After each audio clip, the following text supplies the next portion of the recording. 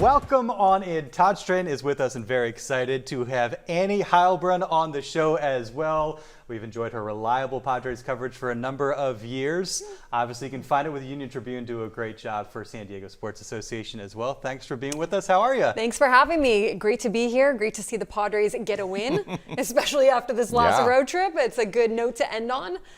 And you know how the fan base just lives and dies with every result. And it's been a rough stretch.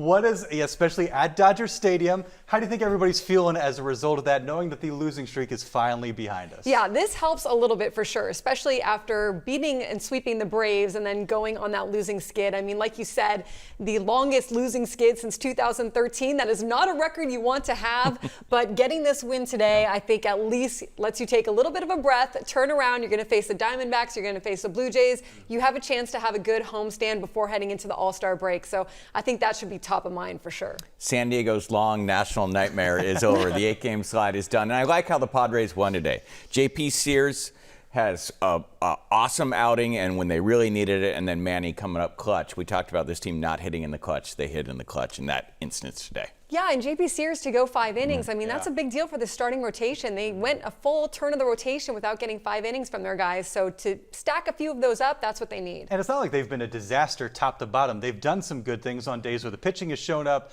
Lineup hasn't done its job. We've seen the lineup kind of wake up a little bit, but they just haven't gotten any length from the starters, like you said, kind of put it all together today. It was great to see. That is sort of the recipe for this team, isn't it, Annie? You want to get obviously stellar pitching, but just enough offensively. Leave it up to your bullpen, and that is a formula we have not seen too often of late. No, and that is supposed to be the formula. And how about Manny Machado? Most home runs in his career against the Dodgers. His next most is the Yankees, and it's like by 10 under. So he loves to hit home runs against the Dodgers. He obviously has quite a few. But yeah, I mean, look, you haven't been able to get that length from your starting rotation, and then you've seen the bullpen kind of falter lately because they've been used so much. But this is vintage Padres. That's how you want to draw it up.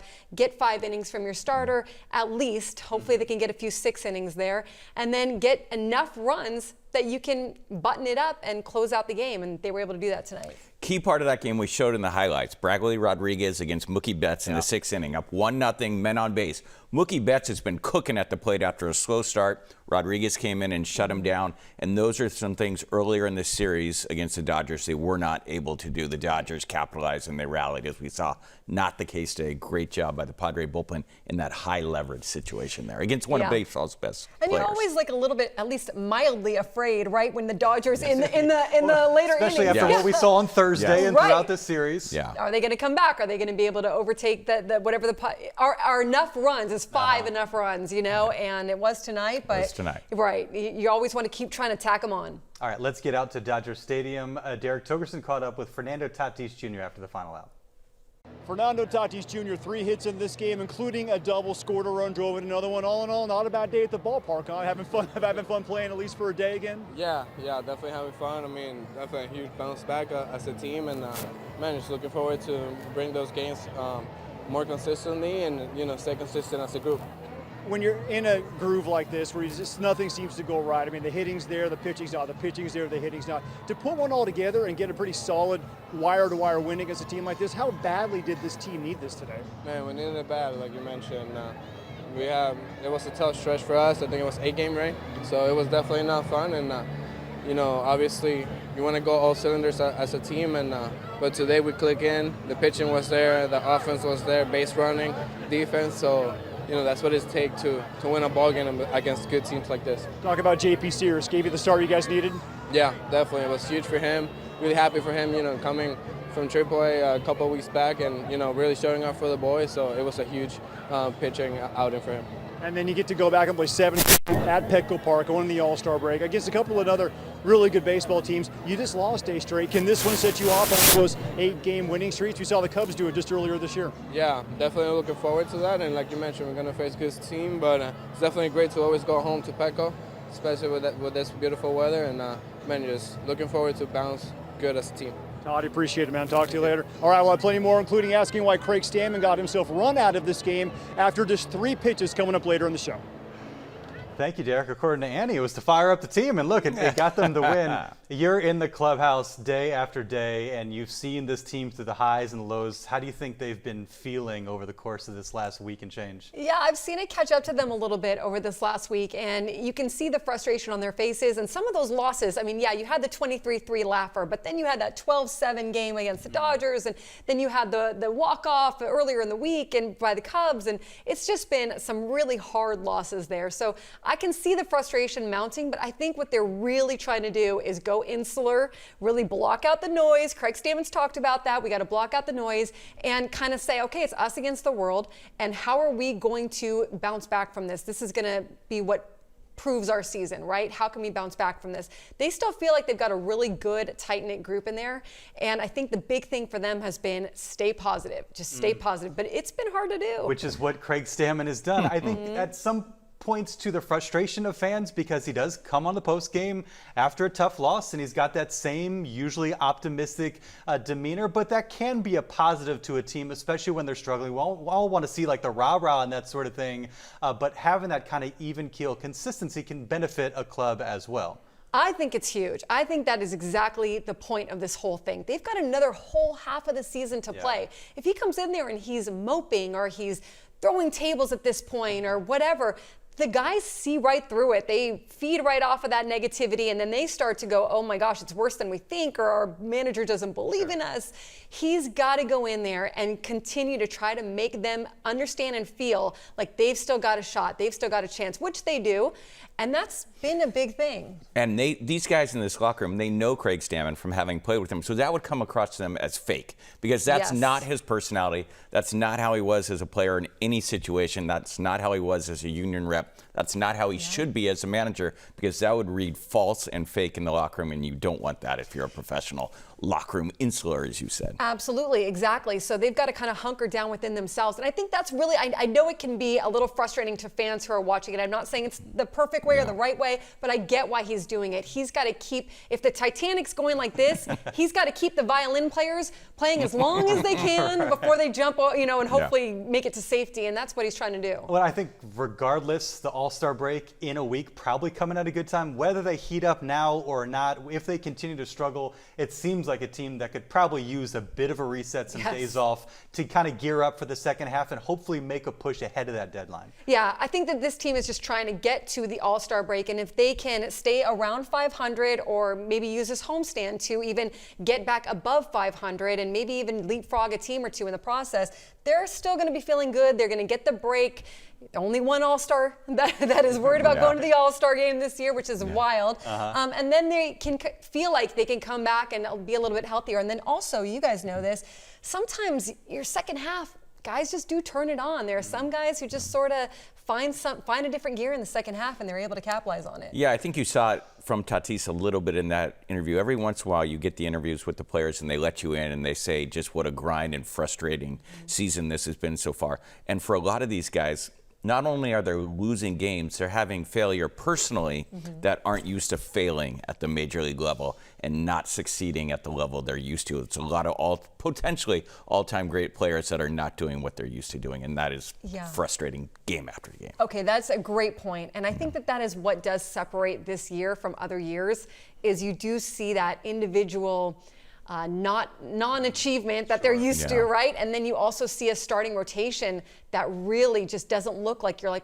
how is this going to get better, right? And I know we'll probably talk about that. So those two things combined do give you concern. But I know with Fernando, talking to him, he's talked about how he's let go of the idea of home runs. It's just, how can I be productive for my team? And that had to have been really hard for him to go through that. He's been really good for them. Yes. Homers aside, or the lack thereof, for the last month and a half or so.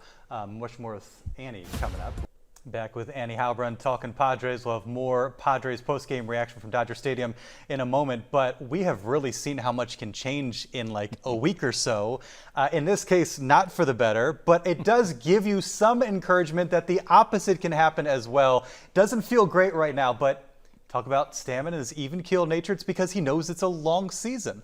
He knows it's a long season, and he's been part of teams before where one good week or one bad week, a few good weeks or bad weeks, completely changes everything. And when you look at the standings right now and the way everything is bunched up with the Padres looking up from that bottom wild card spot or below the wild card, 1 or 2 weeks, even heading into the All-Star break. But then after the All-Star break, for sure, you're going to see these flip-flop. The way that they look right now, I highly doubt that's going to be how they look at the end of September. So, that's why you really can't lose hope if you're in that locker room, because there's a lot of ways this could go, and you're still right in the thick of it. Now, the one thing I will say is that the Padres no longer control their own destiny. Yes. So that's a big thing, right? Like when you're in the above that dotted line, you get to determine. But they have lost a tiebreaker to a lot of the teams Cubs, at the top of the Phillies, standings there. yeah. And they've got to depend on other teams losing and them also winning. And exactly. And a lot of those teams on that list, when you're talking about the Pirates and the Nats and the Marlins, they might say, hey, we're in the wild card chase for the first time in years.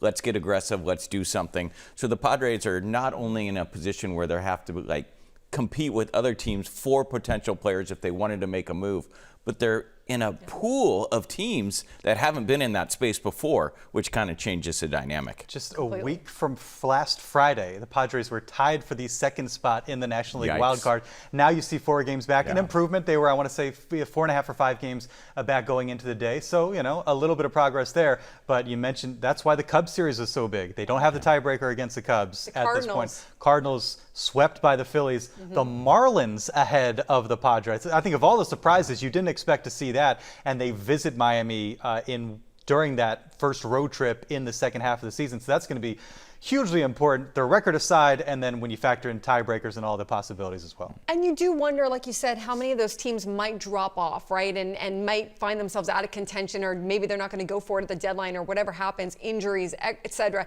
And then also, like I said before the break, what teams, their guys just find a different gear. They're able to move differently in that second half. And maybe the Padres do that. Oh, Craig Stammen is certainly hoping so. An interesting, albeit brief afternoon for Craig Stammen. Here's some of what he had to say after the game.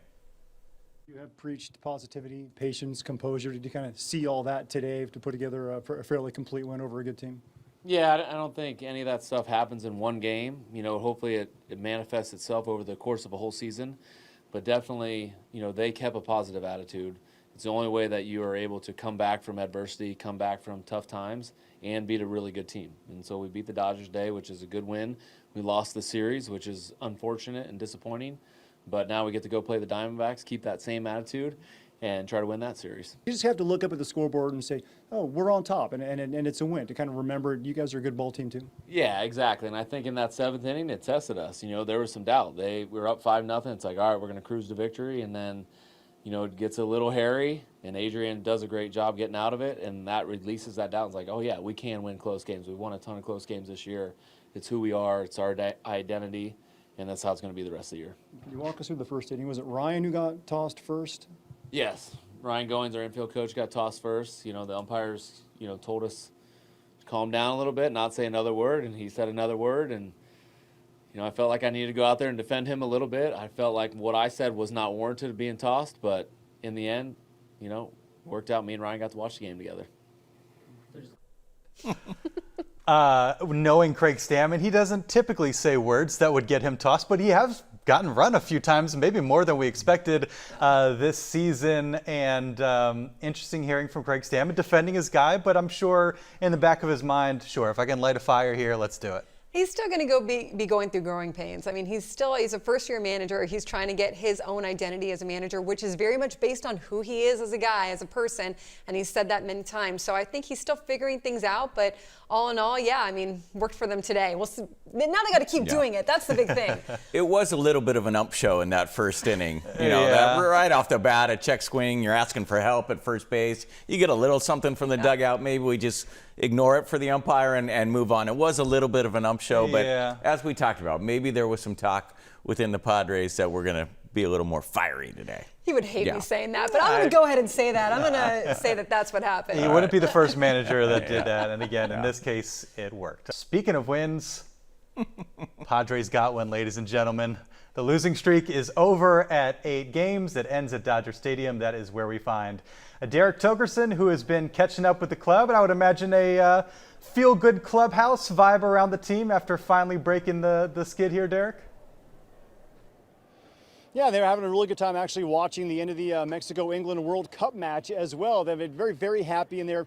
I would think that it would be a little bit more feeling of relief it was not a feeling of relief. It was a, okay, we're back on track kind of thing. And that's really the kind of thing, as you heard Craig Stammen say many, many times, that he's really trying to instill in this ball club is, hey, this is not going to define our season. It's a blip on the radar. In fact, remember just last month, the Chicago Cubs lost 10 consecutive games, and then they went on a tear, and they are now owning a wild card spot. So teams can do that. They can pull their seasons around, and there's still more than 90 or more than 80 games of baseball left to be played in this very long season. Manny Machado, of course, having the big blow in this one, the 3-run home run. And Manny, when you catch him in a good mood like he was today after a home run win, he can be quite philosophical. He kind of talked to us about the ups and downs, the ebbs and the flows, and just the way that a baseball season can be taken with highs and lows, but you're better off if you just kind of keep it right down the middle, even keel.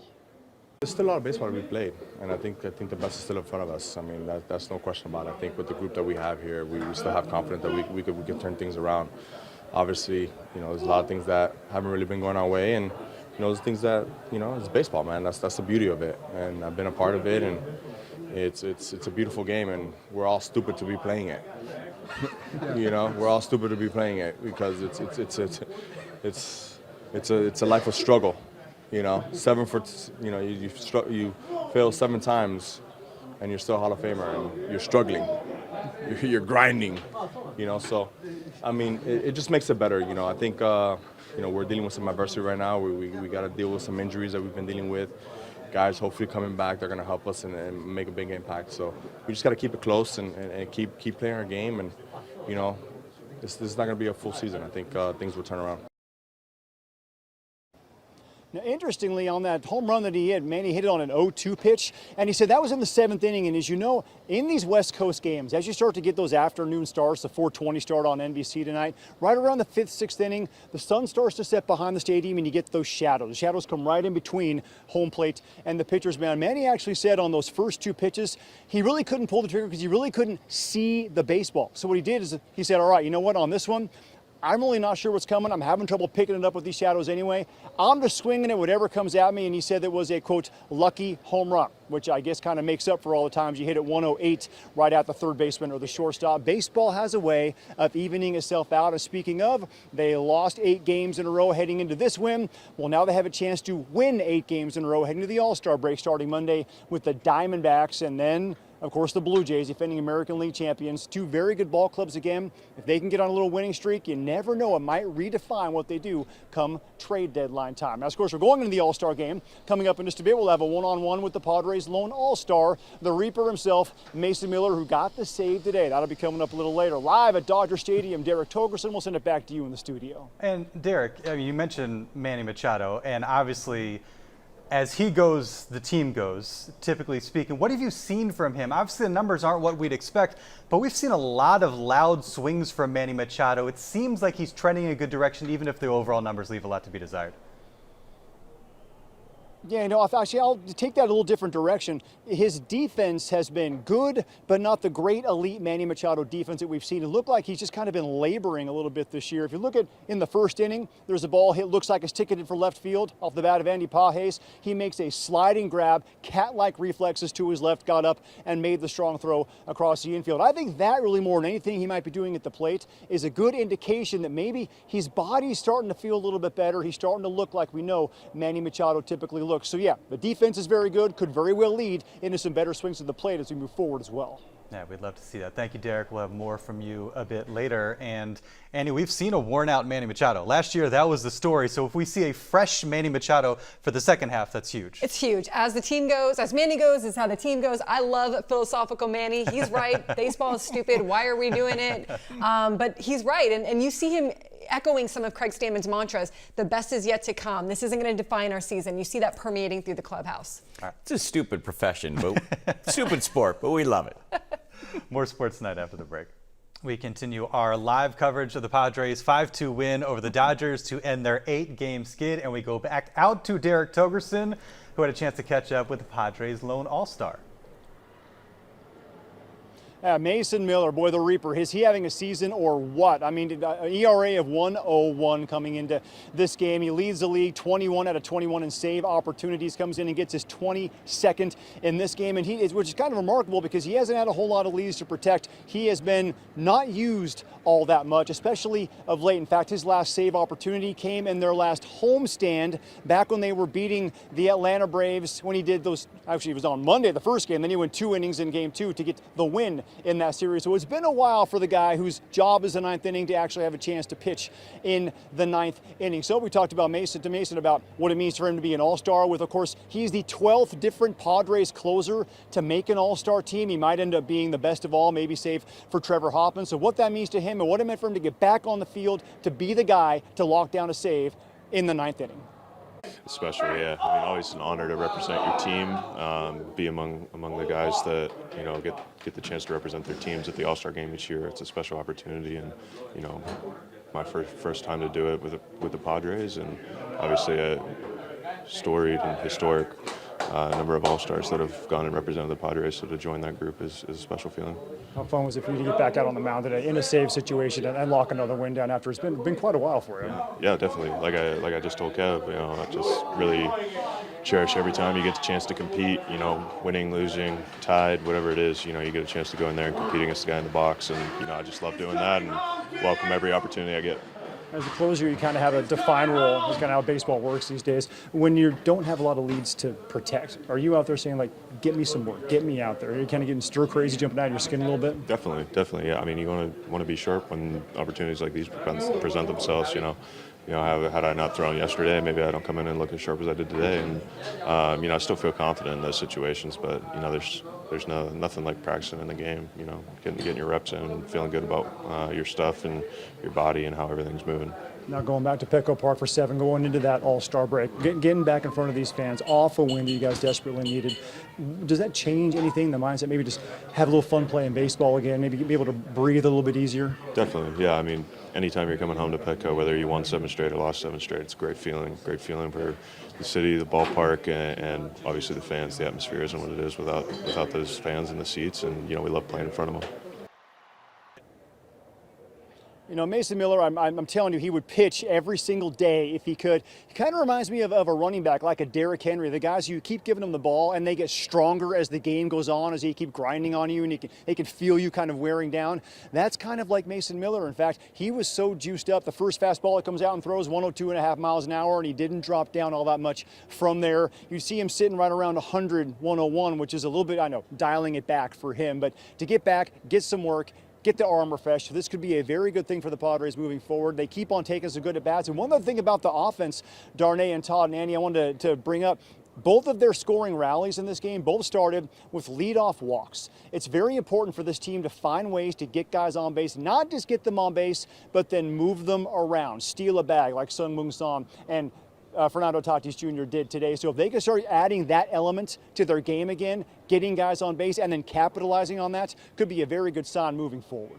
Yeah, no question about that. Derek is like Mason Miller. Derek just gets stronger and stronger as the show goes on. Great work out there, Derek. Thank you very much. Can you throw 104? He can't. I mean, he would try. High 80s. He would try. That's close. High 80s. Let's look ahead a little bit. Talk about the bullpen. Trade deadline. When that rolls around in less than a month, you explore the possibilities and what the Padres have to work with. You can't help but wonder about this bullpen, given that there aren't a whole lot of assets on the farm anymore to work with if it comes to a point where A.J. Preller feels like he needs to improve this roster. So you're talking about trading guys from the bullpen? I'd say it's a possibility. Whether if they are sellers, then I think anything is open up. But if you have to improve the lineup, if you have to improve the rotation, because it's almost like the bullpen is such a strength, but it's a little bit disproportionate right now given the struggles elsewhere on the roster. Yes, I see people talking about potentially trading Mason Miller. Thanks, I hate it. Absolutely, yes. I understand why you might do it, but I hate it.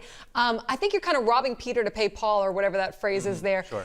The tough part, I think, is I don't see them being sellers unless they slip so far down, 10 games under, they're so far out. I see them going for it in any scenario except they are completely they bottomed out. You know, and in that case, I don't know. I think if anything, he might add to the strength of his bullpen. But who else do you have to trade? I agree. You've got to get some starters. You've got to get some maybe more guys in your lineup. So maybe you do make a few trades. The Padres have 2 pieces to trade, Miller and Salas, and I don't see them trading any of those this particular time around.